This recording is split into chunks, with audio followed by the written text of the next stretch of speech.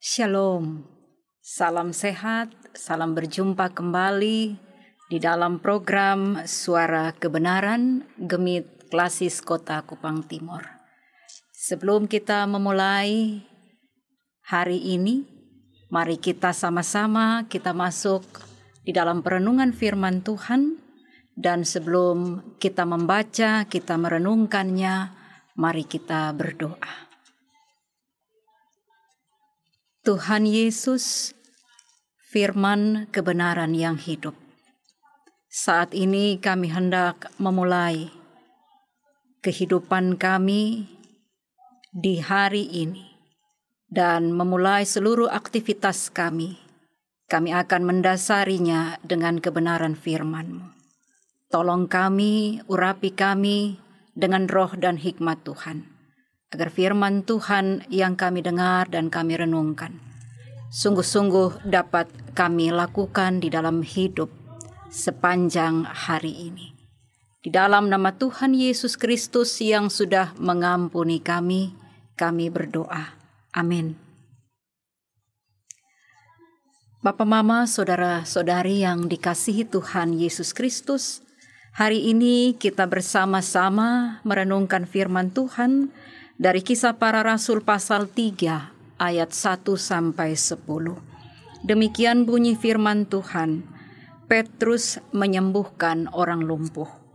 Pada suatu hari menjelang waktu sembahyang, yaitu pukul 3 petang, naiklah Petrus dan Yohanes ke bait Allah. Di situ ada seorang laki-laki yang lumpuh sejak lahirnya, sehingga ia harus diusung. Tiap-tiap hari orang itu diletakkan dekat pintu gerbang bait Allah yang bernama Gerbang Indah untuk meminta sedekah kepada orang yang masuk ke dalam bait Allah. Ketika orang itu melihat bahwa Petrus dan Yohanes hendak masuk ke bait Allah, ia meminta sedekah. Mereka menatap dia dan Petrus berkata, "Lihatlah kepada kami." Lalu orang itu menatap mereka dengan harapan akan mendapat sesuatu dari mereka. Tetapi Petrus berkata, "Emas dan perak tidak ada padaku, tetapi apa yang kupunyai kuberikan kepadamu. Demi nama Yesus Kristus, orang Nazaret itu, berjalanlah." Lalu ia memegang tangan kanan orang itu dan membantu dia berdiri. Seketika itu juga kuatlah kaki dan mata kaki orang itu. Ia melonjak berdiri, lalu berjalan kian kemari dan mengikuti mereka ke dalam bait Allah, berjalan dan melompat-lompat serta memuji Allah. Seluruh rakyat itu melihat dia berjalan sambil memuji Allah, lalu mereka mengenal dia sebagai orang yang biasanya duduk meminta sedekah di gerbang indah bait Allah, sehingga mereka takjub dan tercengang tentang apa yang telah terjadi padanya. Demikian firman Tuhan. Berbahagialah setiap orang yang mendengar firman Allah dan setia melakukannya. Papa, Mama, Saudara semua yang dikasihi Tuhan Yesus Kristus, Salam. Ada kuasa dalam namanya. Itu menjadi tema perenungan kita hari ini. Setiap orang yang meminta tentu berharap bahwa dia akan diberi. Setiap orang yang susah berharap dia akan ditolong. Dan setiap orang yang sakit berharap dia disembuhkan. Itulah harapan-harapan kita berhadapan dengan berbagai pergumulan hidup. Ada seorang laki-laki yang lumpuh sejak lahirnya. Dia duduk di dekat pintu gerbang bait Allah yang bernama Gerbang Indah. Tiap-tiap hari dia duduk di situ dan meminta sedekah dari setiap orang yang masuk ke dalam bait Allah.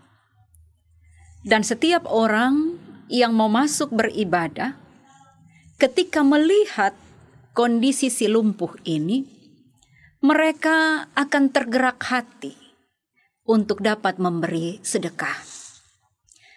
Karena bagi mereka, memberi sedekah adalah tindakan yang terpuji.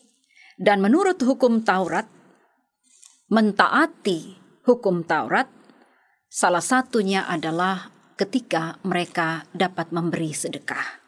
Dan karena itu setiap orang yang mau masuk beribadah ke dalam bait Allah, mereka memberi sedekah. Bapak, Mama, saudara-saudara yang dikasihi Tuhan Yesus Kristus. Ketika Petrus dan Yohanes hendak masuk ke dalam bait Allah, si lumpuh ini meminta sedekah juga. Tapi Petrus berkata, "Lihatlah kepada kami." Lalu si lumpuh itu menatap kepada mereka. Dengan harapan, tatapannya memberikan dia pengharapan mendapat sesuatu atau sedekah dari Petrus dan Yohanes. Tetapi Petrus mengatakan, "Emas dan perak tidak ada padaku. Yang kupunya akan kuberikan kepadamu. Demi nama Yesus Kristus, orang Nazaret itu, berjalanlah." Sesuatu yang melebihi dari emas ataupun perak diberikan kepada si lumpuh ini, yaitu kesembuhan, bahwa si lumpuh ini dapat berjalan dalam nama kuasa Yesus Kristus. Saudara-saudara, hal ini membuat si lumpuh dia begitu bersukacita, karena apa yang dia harapkan itu lebih daripada yang dapat diterima. Apa yang dia pikirkan diberikan lebih dari apa yang tidak pernah dia duga. Karena itu betapa senangnya si lumpuh ini ketika dia berharap sedekah, tapi yang didapatkan adalah dia dapat berjalan. Dia melompat-lompat, dia berjalan kian kemari, dan dia memuji Allah. Kuasa Allah begitu luar biasa. Diterima, dirasakan, dinikmati oleh seorang yang lumpuh ini. Kuasa Allah melalui kematian dan kebangkitan Tuhan Yesus Kristus selalu dan senantiasa kita rasakan dalam hidup ini. Walaupun Tuhan Yesus sudah naik ke sorga, namun karya-karya Roh Kudus tetap hadir, bekerja di dalam kehidupan setiap umat Tuhan. Melalui para rasul, melalui hamba-hamba pelayan-pelayan Tuhan, Roh Kudus bekerja dengan begitu luar biasa. Sehingga misi keselamatan terus dilanjutkan bagi umat Tuhan. Kesembuhan orang lumpuh ini mengingatkan kita bahwa Tuhan Allah tidak pernah meninggalkan umatnya. Tuhan begitu penuh kasih, Dia begitu peduli, Dia tahu apa yang saudara dan saya butuhkan. Dia beri lebih daripada apa yang kita pikirkan, kita harapkan. Dia jawab sesuai dengan kebutuhan kita, bukan keinginan kita. Saudara-saudara yang dikasihi Tuhan Yesus Kristus, selain itu, gambaran orang lumpuh adalah gambaran seorang yang berdosa. Orang yang tidak berdaya. Orang yang tidak mampu untuk keluar dari persoalan dengan kekuatannya sendiri. Sehingga dia membutuhkan kuasa Kristus untuk dapat menyelamatkan, dapat menyembuhkan, dapat menolong dia. Dan Tuhan nyatakan itu, bahwa Tuhan sendirilah yang akan menolong, menyembuhkan, dan menyelamatkan kita. Firman Tuhan datang kepada kita di dalam berbagai pergumulan hidup. Kita bergumul dengan persoalan, masalah-masalah di sekitar kita. Ada yang begitu susah, begitu tidak berdaya ketika menghadapi pergumulan-pergumulan dalam rumah tangga. Ada yang juga bergumul di dalam tugas, dalam pekerjaan. Ada juga yang bergumul dalam dunia pendidikan dengan berbagai kesusahan, penderitaan, sakit penyakit. Kelemahan, ketidakberdayaan selalu menghampiri kita.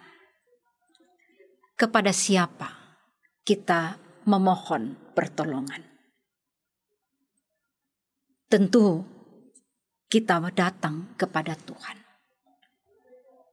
Kita andalkan kuasa nama Yesus.